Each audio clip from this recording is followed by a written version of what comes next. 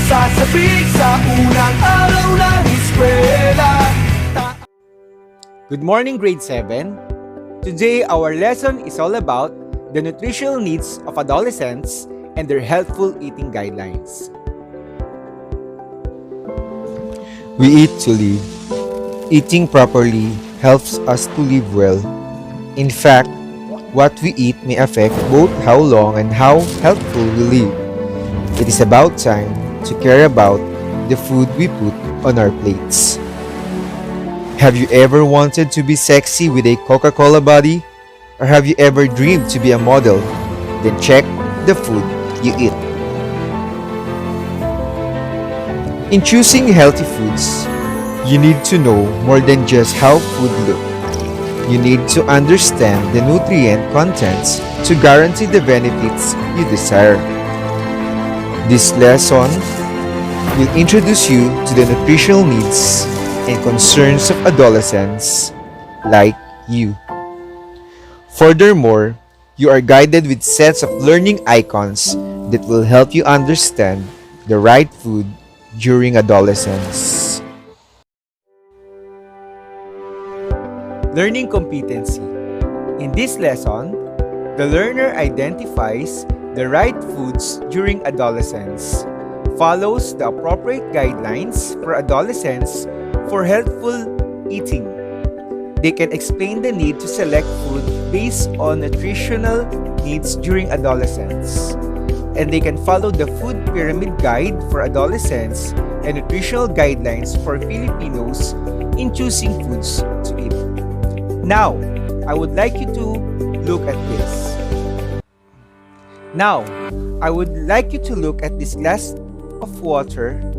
Imagine that this glass of water is our body, and our body is composed of different kinds of body organs and body systems. And then sometimes we tend to ignore the foods that we eat. No, hindi natin inaalam kung tama pa ba yung mga kinakain natin, at minsan we can do some lifestyle habits na hindi naman dapat para sa ating katawan. So ano ba ang nangyayari sa ating body? So what happens to our body is like this. Yung ating katawan ay like nagiging ganito siya. So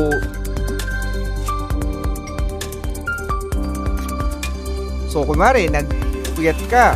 So example, it's like this. So medyo nagkakaroon siya ng mga sinasabi natin na nagkakaroon siya ng impurities. So for example, nagpuyat ka, and then for example, you eat food na hindi naman dapat para sa iyong katawan, o sumobra ka naman sa pagkain ng mga matatamis at maalat. So it can be like this. So ganyan. So ganito yung nangyayari sa ating katawan. And that will be our topic for today, the nutritional needs for adolescents and our healthful eating guidelines. Paano nga ba natin pangalagaan yung ating katawan? But before going to our topic, I would like you to answer first page 10, Learning Task 3. The instruction there is that check the items that best describe the food you usually eat and answer it into your answer sheet. You can also use, I'm encouraging you to use the link below na kung saan makita, pwede kayo mag-answer online using our information technology para mas madali nating mag-gather yung inyong score. So, let's read.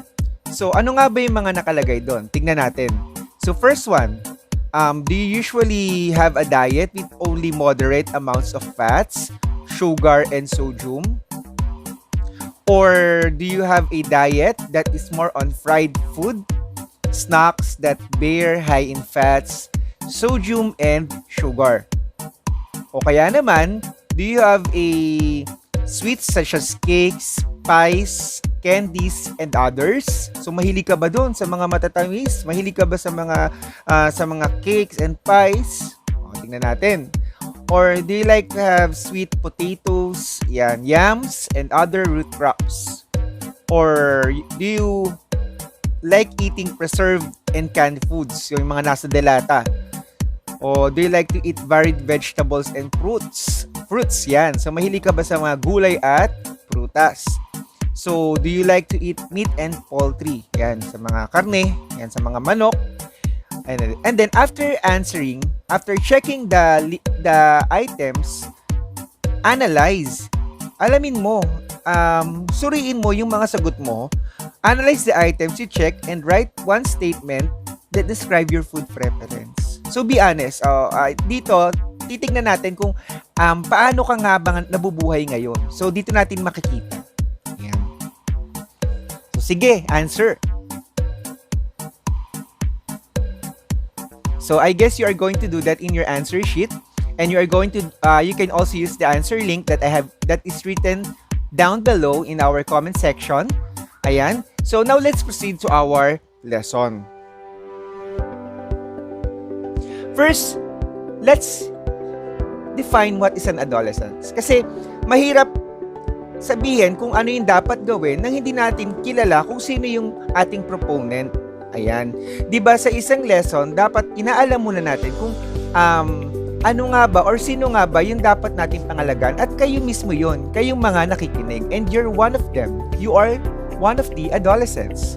According to the internet, adolescence is the transitional phase of growth and development between childhood and adulthood.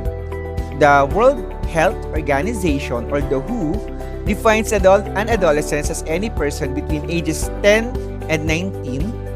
This age range falls within WHO's definition of young people. So yung age nyo ngayon, I guess, pasok na pasok. Ayan. So kalimitan yung mga age ng kagaya yung nasa grade 7 is nasa 12 to 13. Ayan, if I'm not mistaken, meron sigurong mas older or may mas younger.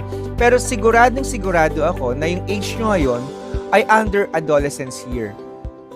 This age refers to an individual between ages 10 and 24.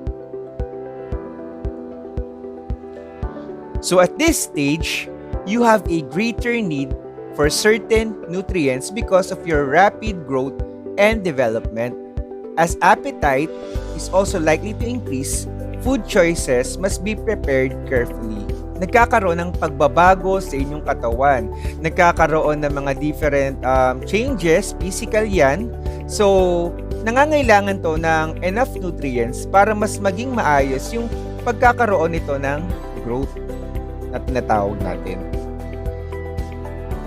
So may mga core food groups tayo na kailangan ng mga adolescents na kagaya nyo. Actually, hindi lang adolescents. I guess, kailangan to ng lahat ng age group.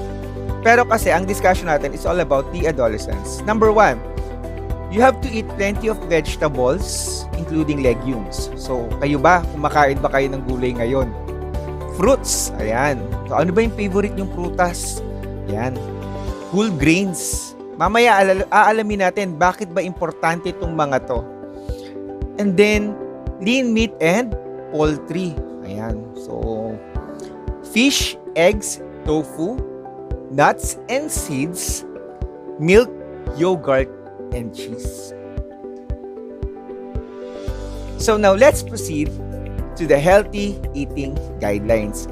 Ano nga ba yung mga guidelines na dapat nating sundin para magkaroon tayo ng malusog na pangangatawan in terms naman sa ating pagkain?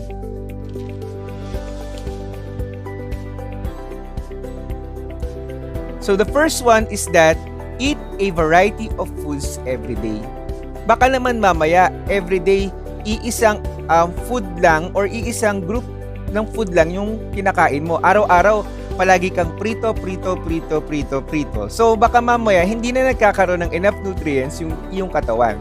Remember, choosing and eating a variety of foods each day is important in building a healthy body. Tandaan na, yung pagpili ng mga iba't ibang uri ng pagkain everyday sa iyong pagkain ay nagbibigay ng kahalagahan sa pagkakaroon ng growth sa iyong katawan. Ikalawa, eat foods that are low in fat, saturated fat, and cholesterol. Hindi naman sinasabi na hindi pwede yung fat sa ating katawan. Importante pa rin yun. Ang sinasabi lang, huwag sobra. Ayan. Of course, bakit ba sir?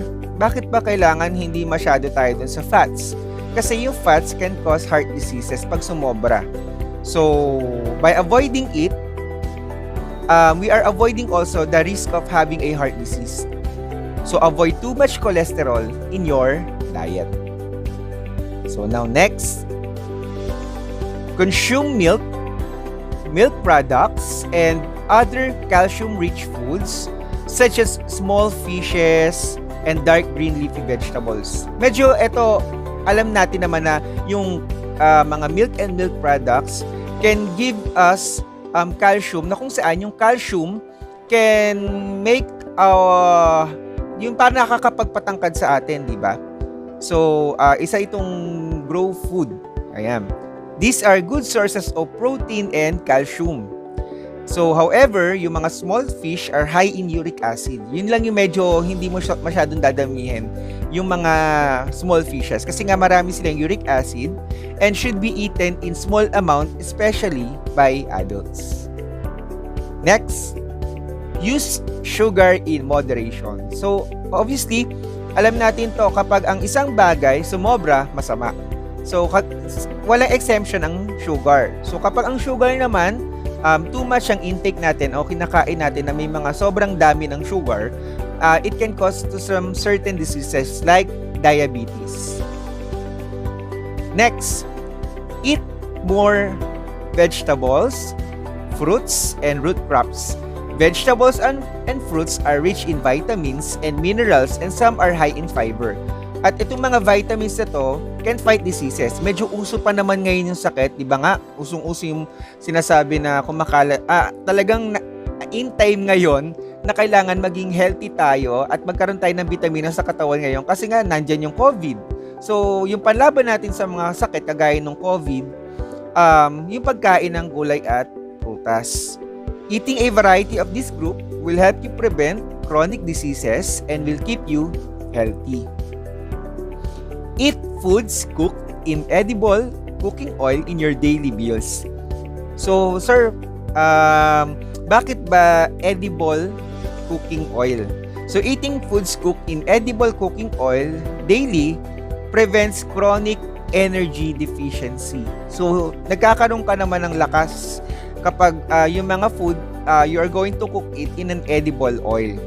Fats and oils are also essential for the absorption and utilization of fat-soluble vitamins such as vitamin A. So, mas na-absorb nung body organs natin yung mga nutrients, yung mga, especially yung vitamin A, kapag may mga oil tayo sa ating katawan.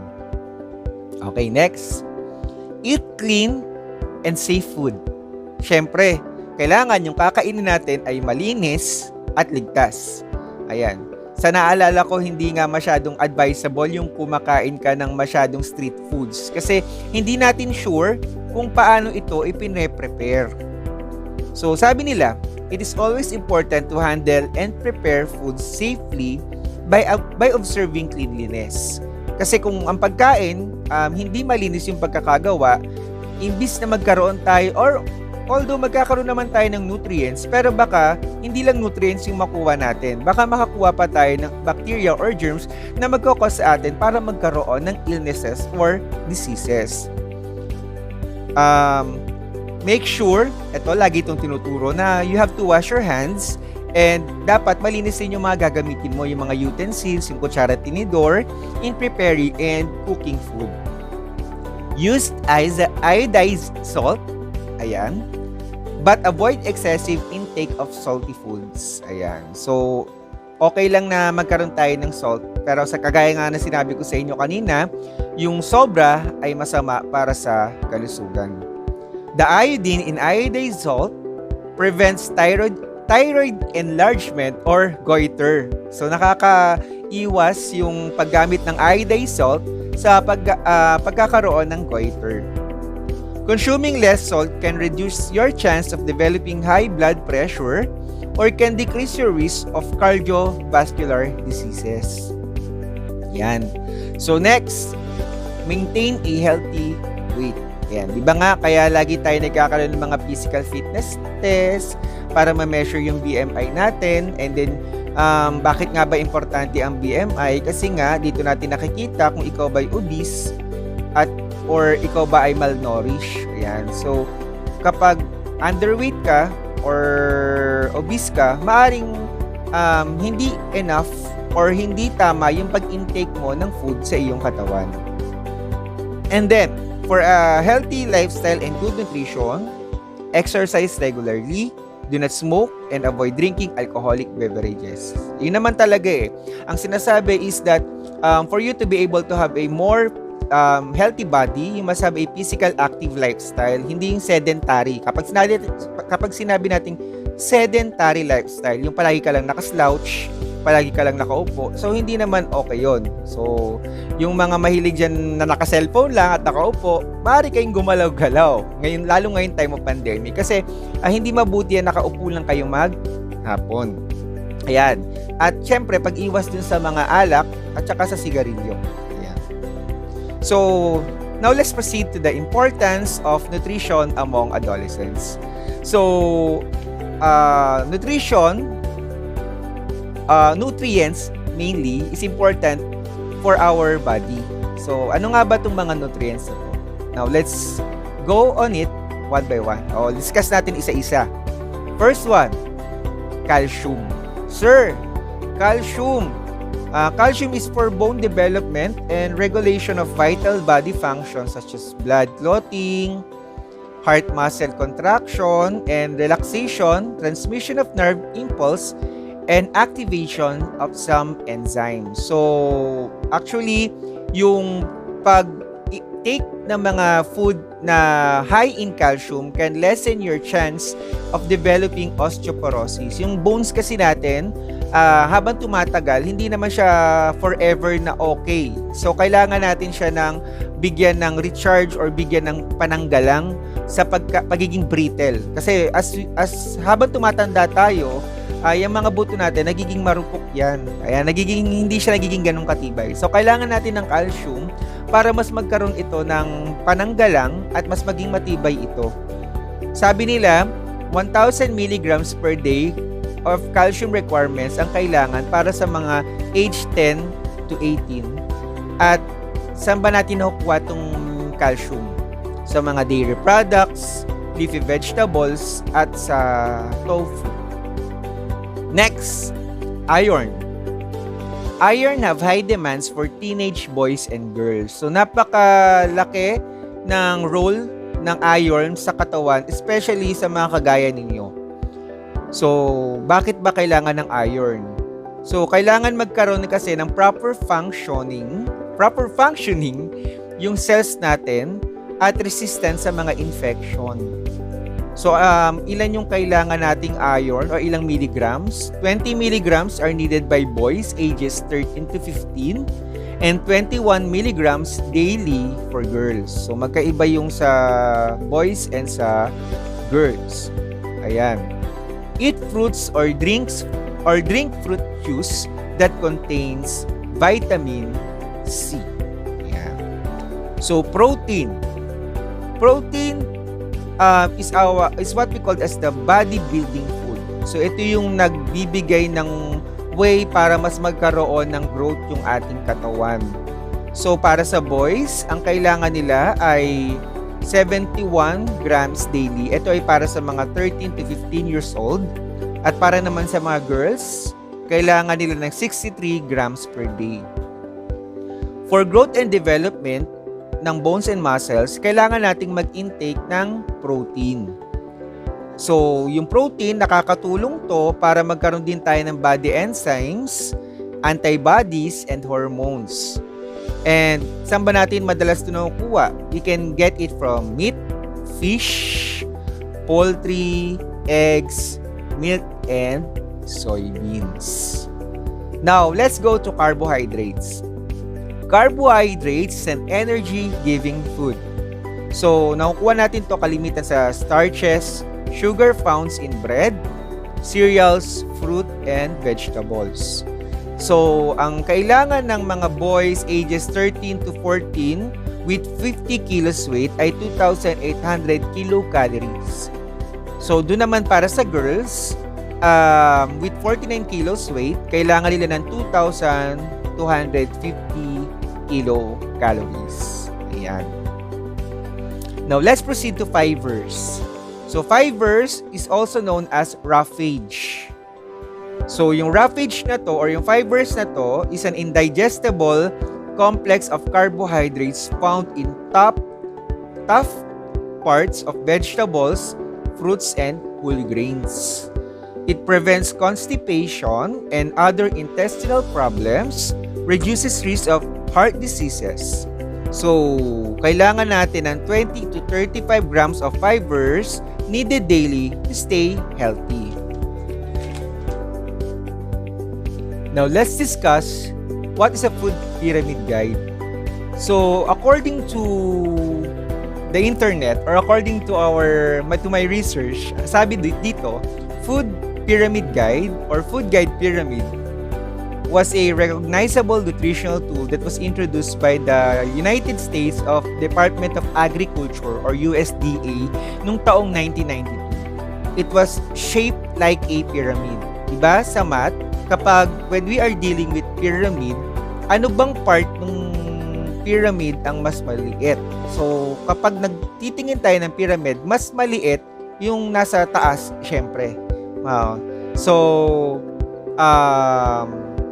this shape like a pyramid suggests that a person should eat more foods from the bottom kasi nga mas malaki yung space niya and fewer foods and beverages from the top of the pyramid.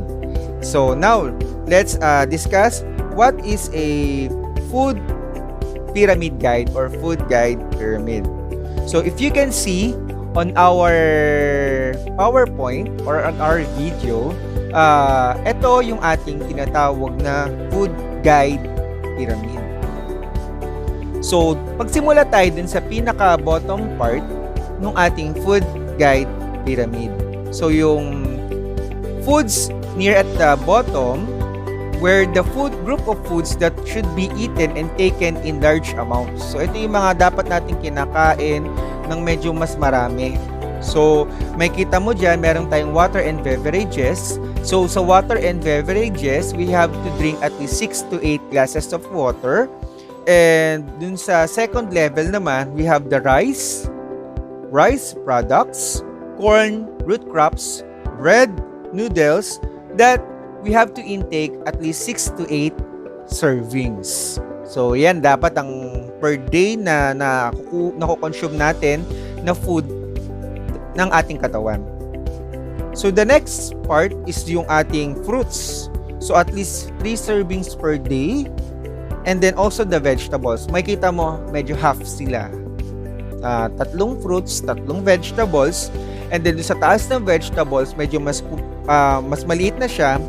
Milk and milk products. Ayan, 1 glass. So at least 1 glass of milk per day. 1 piece of egg per day. And 2.5 fish and shellfish or meat and poultry or dried beans and nuts per day. So, sir, napakadami naman ito. Pero mamaya, titignan natin ano nga ba yung pwede nating gawin para at least magkaroon tayo ng balance pa rin dito sa food pyramid guide. And syempre, dito sa pinakataas, sugars and sweet, 5 to 6 teaspoons. And then fats and oils, 6 to 8 teaspoons. Ayan. So, medyo sila na yung nasa tip of the food pyramid guide. So, sila yung medyo konti yung kailangan nating i-intake. So, sinasabi nila na there is no good or bad nutrition or there is no good or bad food. Depende na yan kung paano mo ini-intake yung mga food na to. It is just that others are more nutritious than the others. Good nutrition. Good nutrition is very important. It is enhancing your quality of life and in preventing diseases. Siyempre, kapag mas maganda yung pumapasok sa iyong katawan, mas nagiging maayos yung functioning ng iyong body. Ayan. It means eating the right amount of healthful foods and not skipping meals. Madalas ka bang mag-skip ng meals? Ayan, kasi baka mamaya sa dami mong ginagawa, we tend to skip meals, especially breakfast. Napaka-importante ng breakfast. It provides you with the needed calories and nutrients for your maximum energy and wellness. So, kilocalories. Ayan. Kilocalories or calories are units of heat that measure the energy used by the body and the energy that food supply to the body. So, you need energy to fuel everything you do, from playing, making assignments, talking to your friends, watching televisions, etc. So on and so forth. Parang ganito lang yan eh. Diba? Ang cellphone, halimbawa, na low-bat siya, magagamit mo pa ba siya? So, ganun din ang katawan natin. Ang katawan natin, kailangan niya ng charge. Kailangan niya ng charger. At yung charger na yun ay yung foods or nutrients na ini-intake natin every day. Ayan. So, next, nutrients. On the other hand, these are the substance which our body needs para magkaroon tayo ng growth at para makapag-repair ito. Ayan. So, may maintenance pa rin pala yung katawan natin. Hindi lang pala siya sa mga old people. So, ibig sabihin, habang bata tayo, meron tayong maintenance. Pero, ang maintenance na yun ay yung tinatawag nating food. Ayan. The foods you eat greatly affects your overall health, including your ability to stay active. Ayan. Kung gusto mo laging kang active, lagi kang gising, lagi kang buhay, ayan, o kaya makapag-aral ka ng mabuti. Kaya minsan siguro nahihirapan tayo magbasa o mag-aral kasi baka mamaya yung food na ini-intake natin ay hindi sapat para dun sa nutrients na kailangan ng ating mga body organs para makapag-isip tayo ng mabuti. If you choose the right food to eat, this will provide your body the nutrients and it needs to help you perform at your best. So, nakakatulong to para mas maging maayos yung ating mga ginagawa every day. So, now let's go to our healthy eating tips. So, healthy eating is not about strict dietary limitations. Hindi siya tungkol sa dapat hindi ko to kainin. Dapat tiisin ko yung sarili ko na kumain ng masasarap. So, hindi dapat ganon. So, hindi rin ito tungkol na dapat napakapayat ko para masabi akong healthy. So, hindi naman siya ganon. Or, dinedeprive mo yung sarili mo para kumain ng mga pagkain na gustong-gusto mo. Hindi yun ganon. It's about feeling great, mas maging maganda yung pakiramdam mo, at magkaroon ka ng energy, at nakakapagbigay siya sa iyo ng mood or positive feeling kapag kinakain mo na yung food.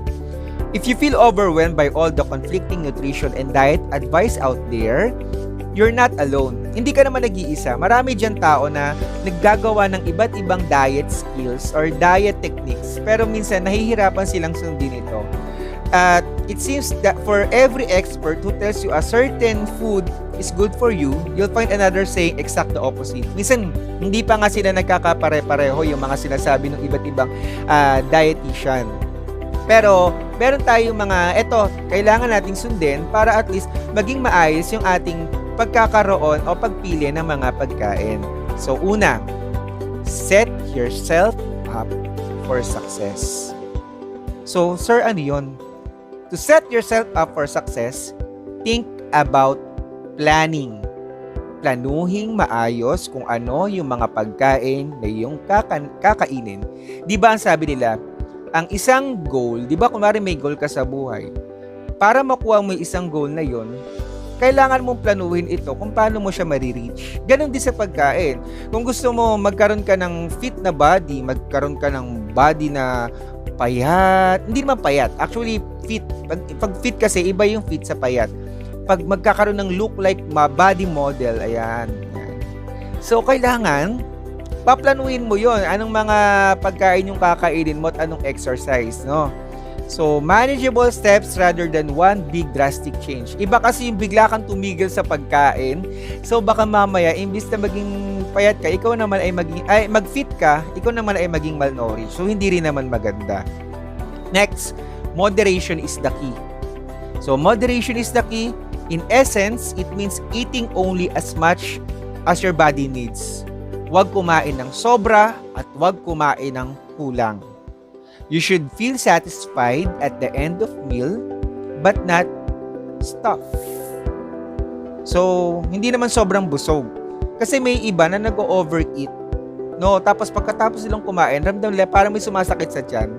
Ayan. Ibig sabihin, hindi maayos yun. Kasi ibig sabihin, napasobra ka ng kain. At sometimes, hindi ko naman sa nila lahat, maraming complications yun sa ating katawan, especially sa heart. Kapag sumobra ka ng kain ng maraming taba, di ba nga, ang sinasabi, iwasan natin yung masyadong pagkain ng fats. Ayan. So, it can cause our heart. Baka mamaya, hindi maging maayos yung ating tibok ng puso. Next, it's not just what you eat, it's how you eat. Ayan. Hindi ito kung ano yung kinakain natin, ito yung paano tayo kumakain. Healthy eating is about more than the food on your plate. It is also about how you think about the food. Paano ba nilook yung food? Paano ba siya namamasdan? Or healthy eating habits can be learned, and it's important to slow down. No, huwag yung bigla ang dami. And think about food as nourishment rather than just something to gulp down. Kasi iba, hindi na halos kumunguya kapag kumakain. So, anong nangyayari? Diba, sinasabi nila, kapag ang mga pagkain, hindi siya masyadong, kaya nga nagkaroon tayo ng mouth, is for us to process food and para mas maging maayos yung digestion natin. So, kapag hindi maayos yung pagkaka-process ng food sa ating mouth, baka hindi agad ito may digest ng ating katawan at hindi na a-absorb yung food na to ng different body organs ng ating katawan, yung mga nutrients. Ayan. Next, fill up on colorful fruits and vegetables.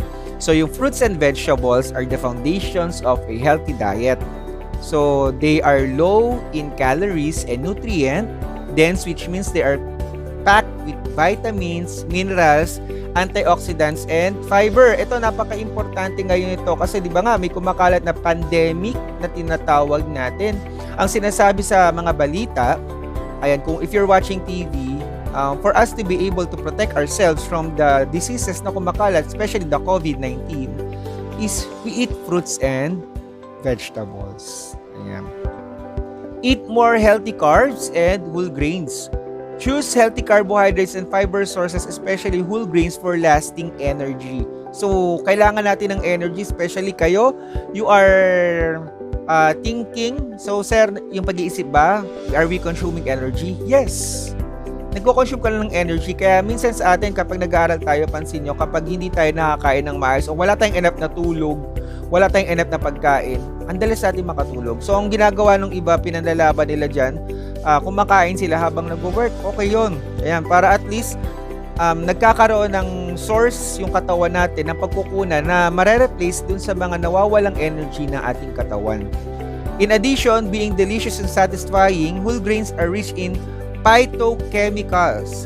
Yung phytochemicals are chemicals found in plants and antioxidants, which are substances added to food and other products to prevent harmful chemical reactions, which help to protect against coronary heart diseases. Oh, nakakaiwas ka pa sa sakit sa puso and certain cancers and diabetes. Yan.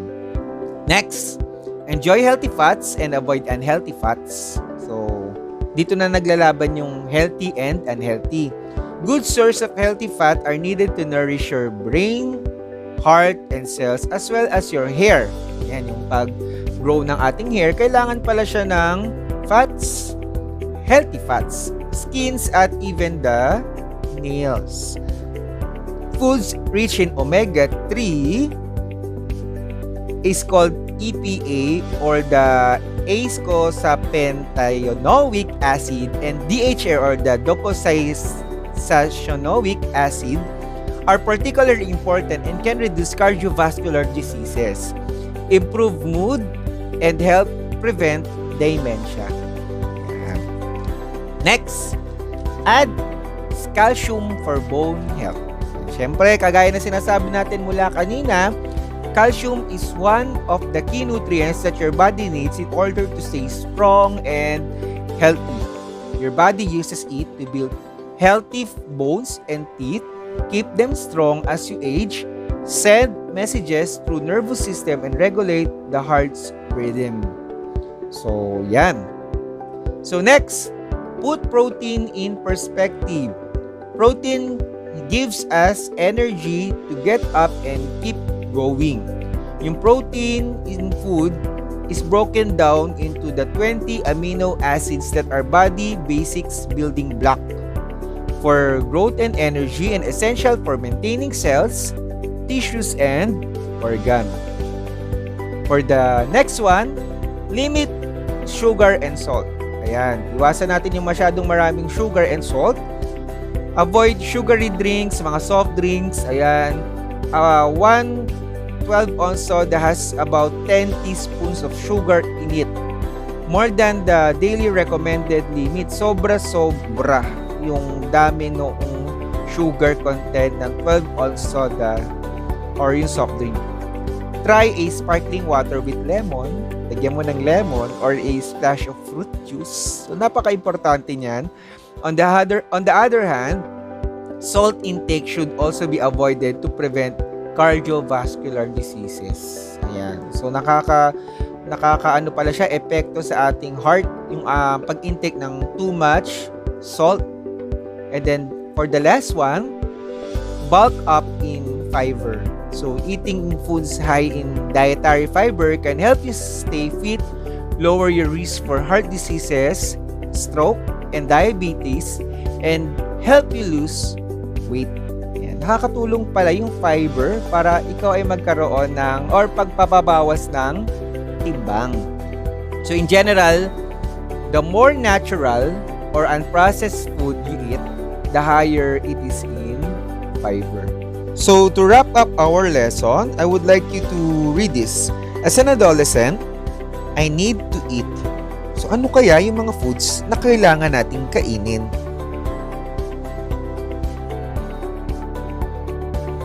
And then, from now on, I will, ano naman simula ngayon, yung kailangan kong gawin.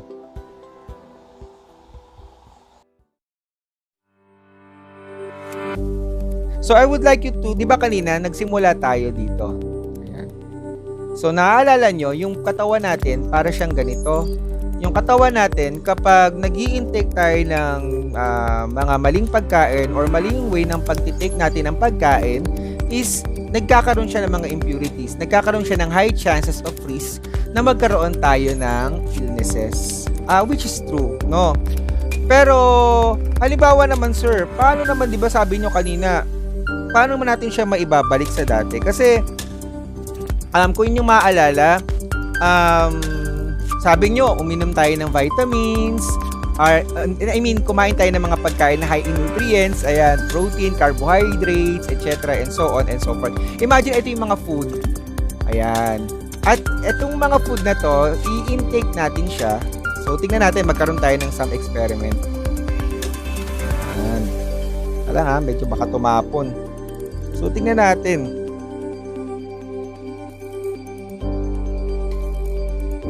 So, halimbawa, ayan. Haluin natin. Wala akong dalang kutsara. Ayan. So, sir, halimbawa, ito yung katawan natin at ito yung mga healthy habits na ginagawa natin. Kumain tayo ng mga malulusog or mga masustansyang pagkain at naging malusog tayo sa ating pangatawan. Paano na magiging magpa-function yung ating katawan? So, maaaring maging ganito na siya. Ito lang. Wait.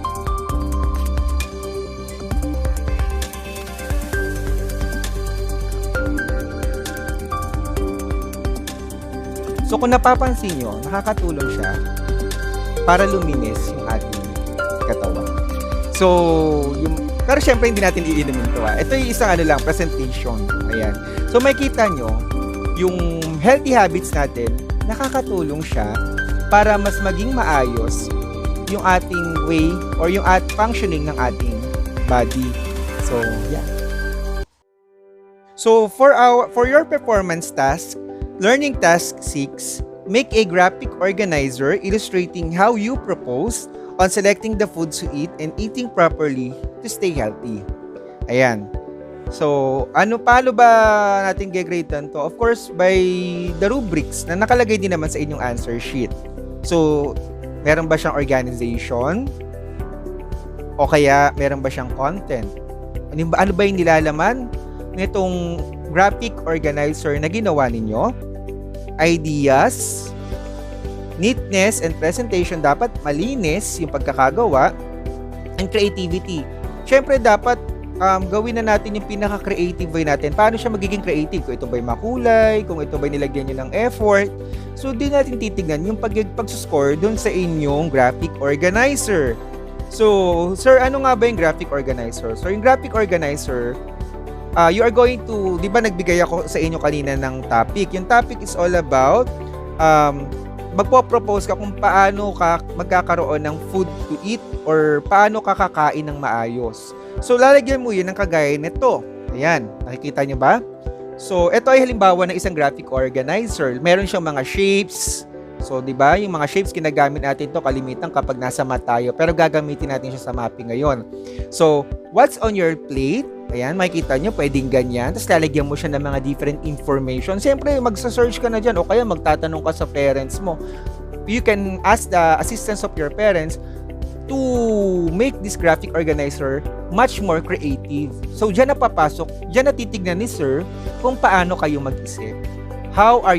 Paano nyo gagamitin yung critical thinking skills nyo. Ayan. So, yan. Yan yung una nating performance task. And then, for our second performance test for this week, ito naman siya. Create a 3-day diet plan based from the food pyramid guide. Kanina, di ba, diniscuss natin yung food pyramid guide sa ating lesson. At ito ay gagawa lang kayo ng for 3 days only. So, nakikita nyo sa taas, meron tayong breakfast, snacks, lunch, snacks, dinner, and snacks. So, paano ang pag-check niyan? Paano natin siya lalagyan ng score? So, gagamitan na ulit natin siya ng rubrics. Kailangan may knowledge, merong bang connection doon sa, merong bang way or na connection doon sa ating food pyramid guide, appropriateness, baka naman mamaya sobrang dami, food combination, syempre, aminin natin, realistically, baka naman mamaya hindi naman realistic yung mga nilagay mong food. Ayan. Accuracy and time management. Ayan. Naisabit ba on time? Creativity. Kung nilagyan mo ba siya ng color, nilagyan mo siya ng drawing, pasok na yun sa creativity. Yung magandang pagsusulat, pasok na yun sa creativity. Kung paano mo siya pinresent. Ayan. So, diyan natin i-scorean yung inyong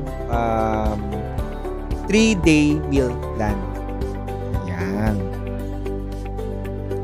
So, for now, what are we going to have is that we are going to assess you, ayan, for your, what you have learned for today. So, this app is called Desta Kahoot. Siyempre, hindi ko ito mapapagawa sa inyo. So, dun nila siya masasagutan sa Google Form kanina na nakalagay sa link sa ating presentation or sa ating video na ito. Sa baba ng video, kasama nun sa kaninang sinagutan nyo na ating written work 1 ay itong karugtong na assessment. So, sige, let's go to our assessment for today. The first one. Question number 1. 3, 2, 1. Which of the following food is a good source of carbohydrates?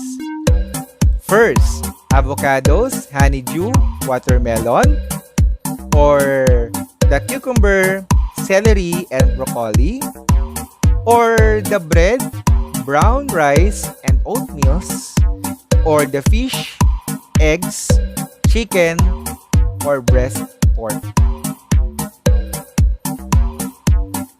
Okay, now let's go on to question number 2.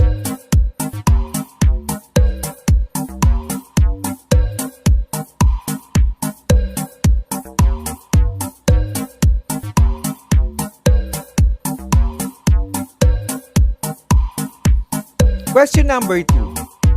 Avocado, pears, and apple are food which are high in what kind of nutrients? First, calcium,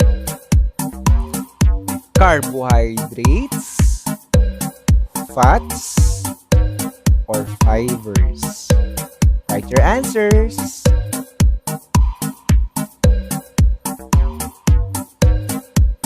Now let's go on to question number 3.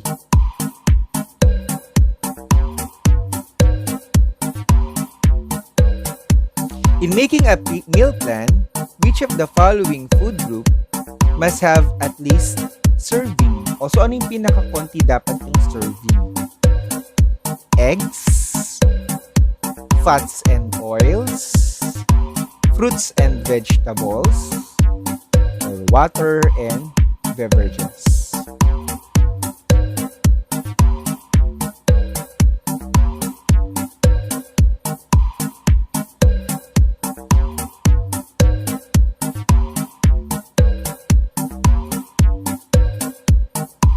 For question number 4, which of the following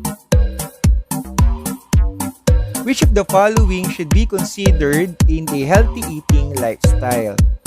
Food preparation, salt and sugar, variety of foods, or all of the above?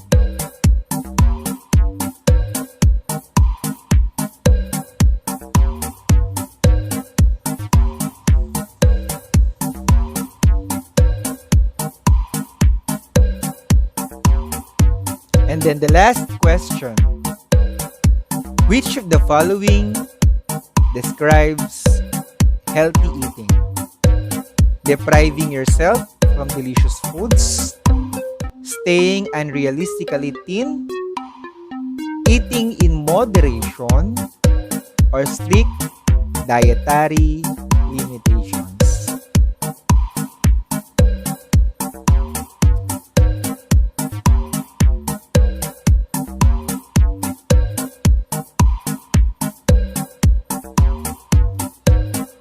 Okay, so now, I hope that you answered all the questions correctly. And if not, it's okay. So, okay lang naman. Para at least nakikita natin na kung ano talaga yung inyong natutunan. Answer it on our answer sheet. Kung walang internet connection or if merong internet connection, use the Google link that I have sent into our GC and into our or yung link nakalagay dito sa baba ng video para mas poran ko kayo kaagad at mabigyan kayo ng immediate feedback. Sir, may tanong ako. Halimbawa ba, sir, kapag nag-answer na kami dun sa Google link, can we skip answering it in our answer sheet? Yes. I-consider ko na siya as your answer for this week. Pero maaari din man kayo magsagot din sa answer sheet. Ayan. Pero I'm encouraging you gamit minsan-minsan lang gamit tayo ng computer or ICT. Ayan. And that's our lesson for today. I hope that you have learned something.